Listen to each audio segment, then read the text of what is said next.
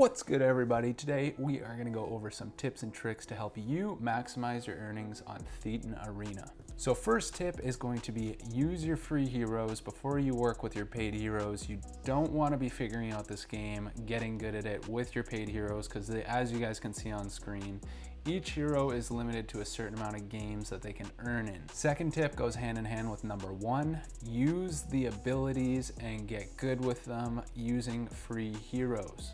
Before you jump into games with abilities that you've never used before and a paid character, go ahead, use some non-earning characters and try out different abilities. See what works for you.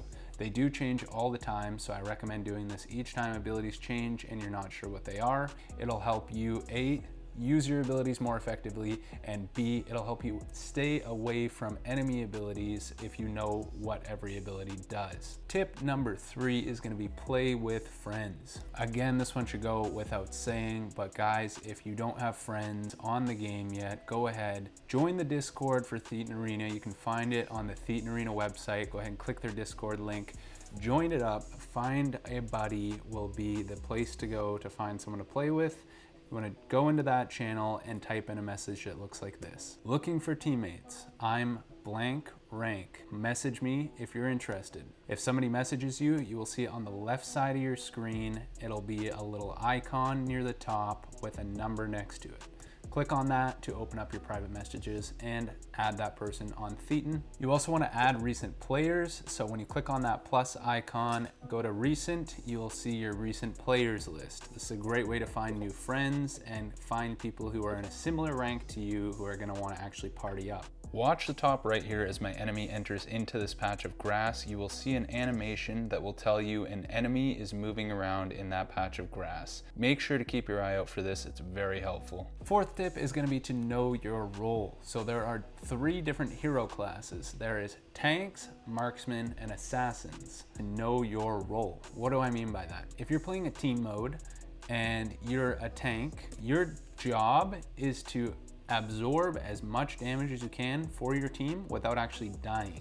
If you're in Superstar and Tower, it's not as important that you don't die, but Deathmatch, it is very important that you don't give any free kills, but that is your job as a tank. You are absorbing bullets for your team. As a marksman, your job is to stay on the outskirts and do damage. Again, you try not to die. It's a lot easier with a marksman not to die because, again, you're on the outskirts, you're behind your team, you're not taking damage. Marksmen have very long range, but they do not have a lot of health. And last are assassins. Assassins, your job is to do as much damage as possible. Again, if it's deathmatch, you're doing that without getting yourself killed, and you're just doing work. You're trying to do as much damage as possible. Let's jump into game mode specific tips now. So like I briefly mentioned, in deathmatch, you're trying to do damage and stay alive. It's important that you don't die and feed the enemy free kills. You don't want to chase them into their spawn and get yourself killed. It's just not worth it. Do damage, get out alive. In all the team modes, Deathmatch, Superstar, and Tower, so long as you're not carrying the Superstar or the battery in Tower, as long as you don't shoot someone or engage with a box or take any damage, your hero will actually heal itself. So use this to your advantage.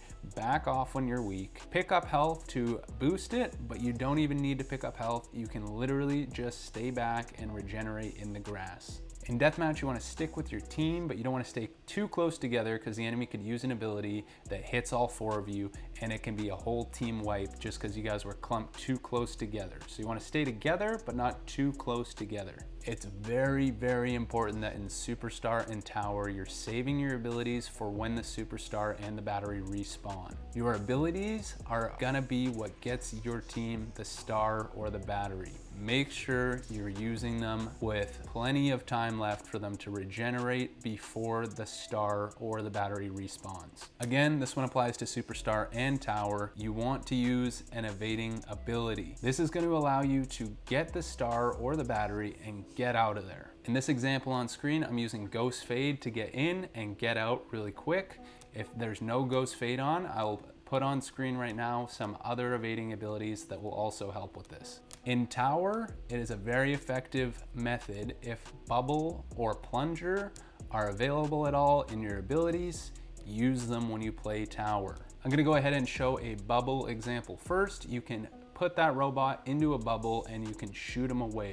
Very, very effective. You can also use the bubble in solos to lock your enemies into the bubble and shoot them outside of the circle when it's small enough. Here's an example of how to use the plunger to pull the robot back, and you can also use the plunger to pull the robot towards the enemy tower. Just be careful not to hit a teammate or an enemy, as you're gonna waste your ability and it pretty much does nothing for you. If you're just respawning in Superstar and there's less than 20 seconds left, there's no point in running to the other side and trying to kill the guy with the Superstar. It's gonna be over by the time you get to their spawn and kill him.